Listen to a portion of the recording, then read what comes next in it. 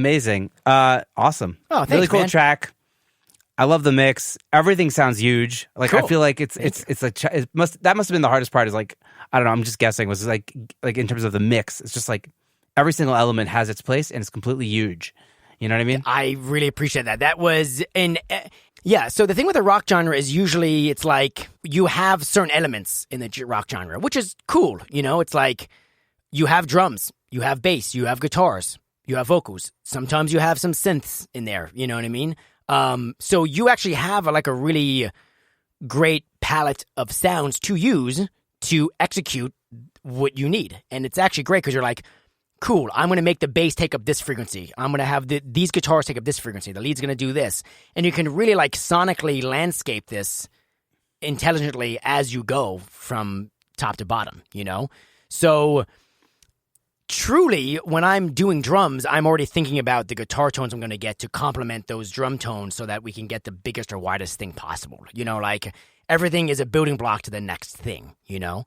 It's really important. I mean, I think a lot of people forget that everything really, it's a domino effect. You know what I mean? Everything really falls backwards on one another if you're not intelligently executing it from the beginning, you know?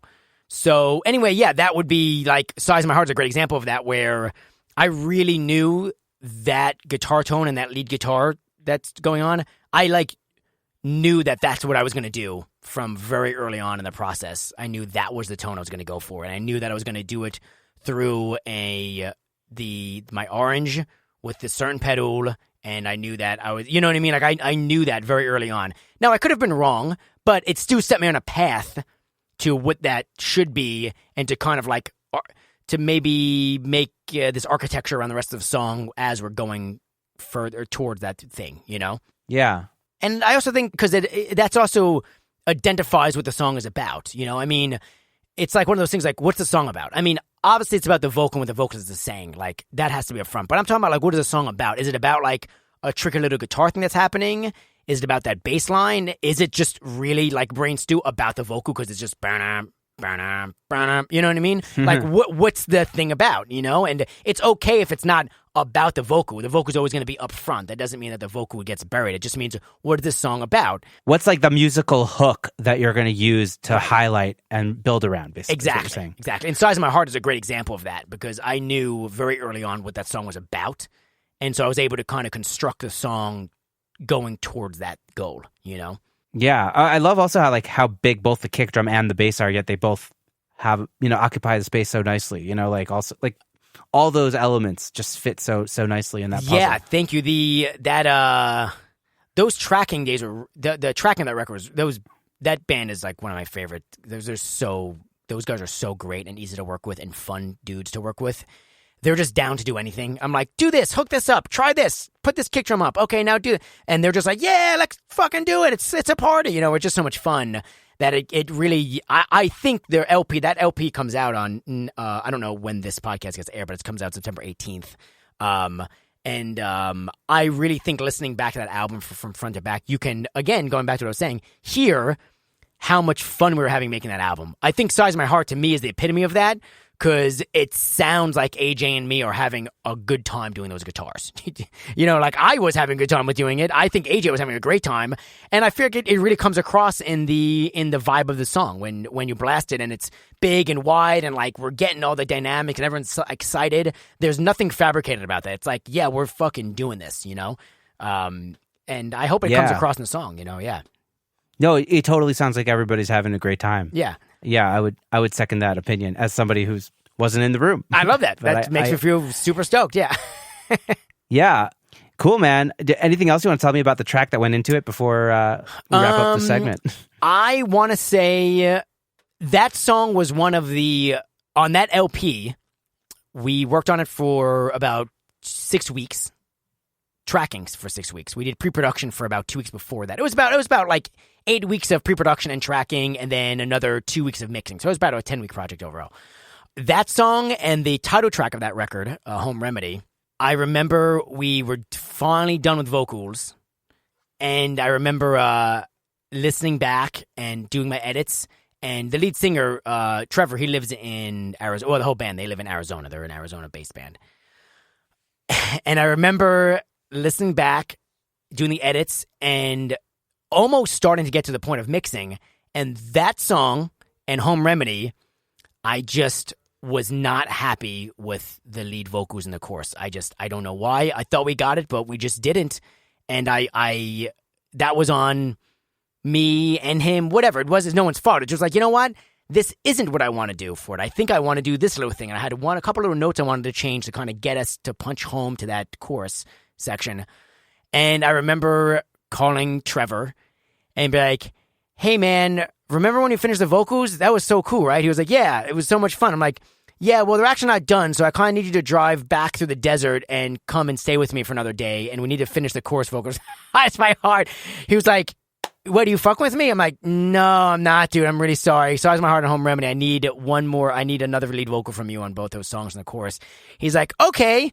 And testament to how gnarly that band is, Trevor drove 2 days later through the desert and stayed with me for 2 nights, or for 2 days at my condo, and came in the studio and we recut the lead vocals for the lead vocal of the chorus for Size My Heart and Home Remedy. We recut. And it was like one of those things where it's like, I knew viscerally, I don't know why, and maybe I'm wrong, maybe who knows, but I just felt as though this isn't right, it's not done yet, we have to get this the right way, you need to come back and do this with me, and he did. And I'm thinking we did, because I'm super happy with how that track came out, and Home Remedy did too, and I don't know, I think I would have been super bummed now had I not just made that call, Wow.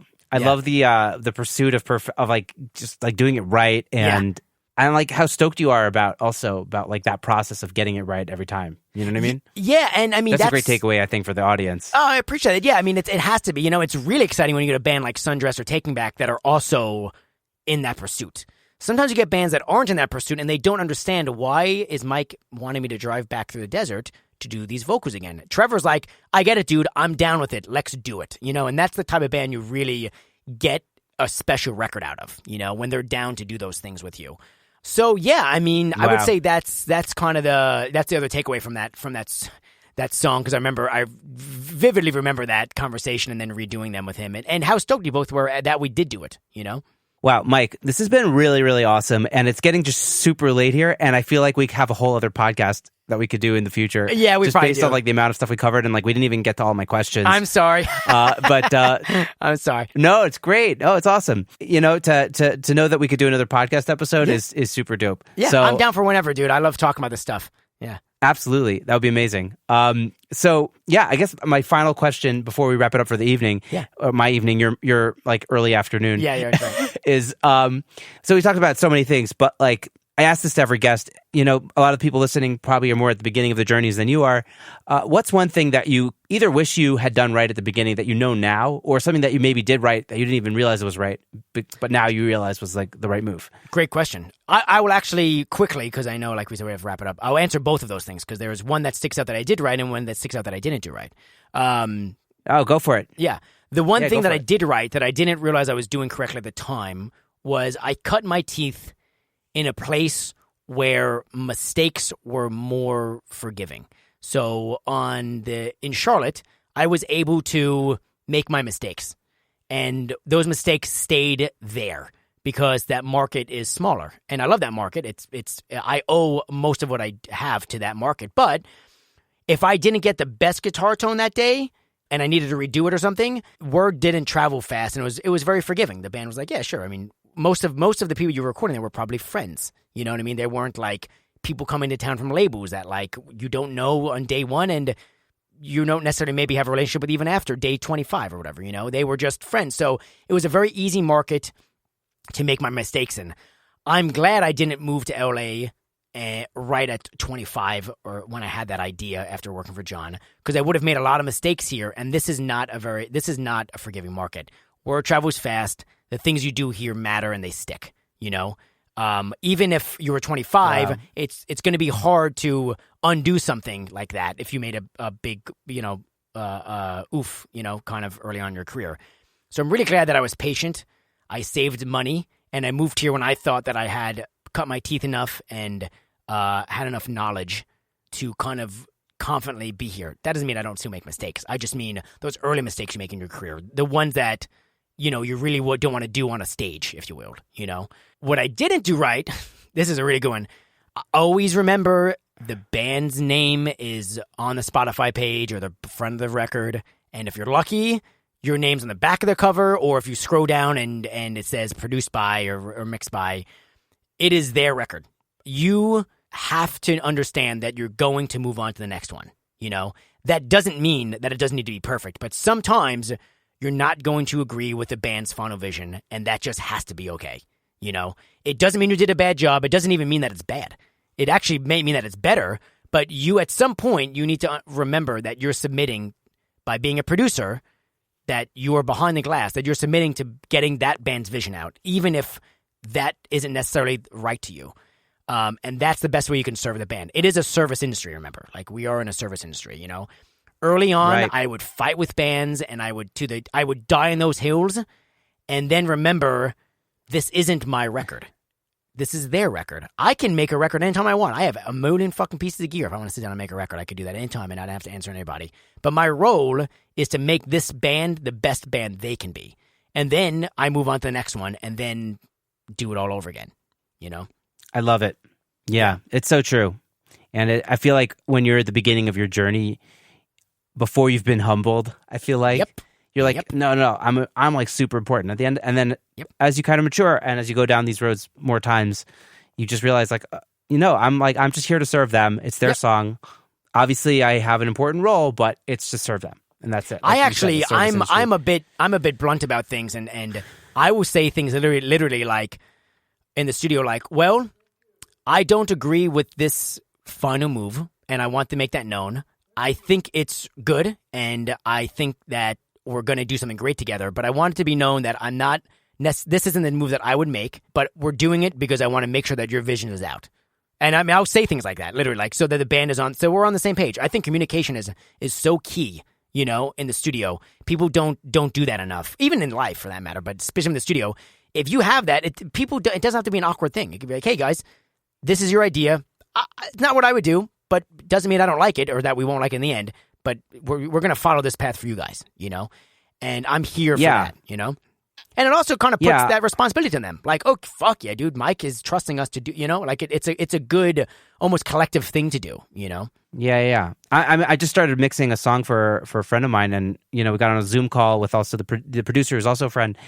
And I was saying like, hey, like I think that maybe the way you phrase the vocals going into the chorus could be a little bit different and hit harder. And they're like, no, we actually really like it the way it is. I was like, okay, great. I would have done it differently, but it's your record. I put it out there, and we can move on now.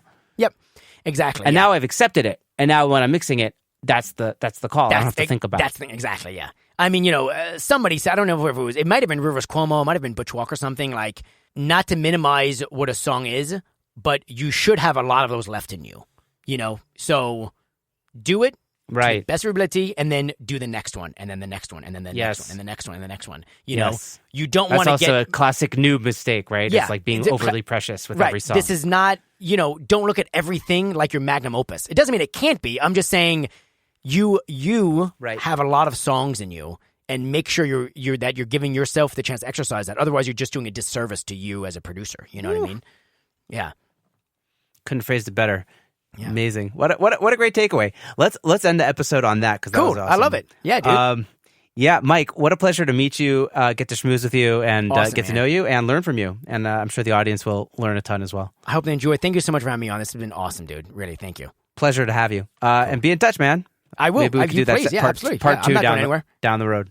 Cool. All right, awesome. All right, man, have a great night. Stay safe out there. Bye.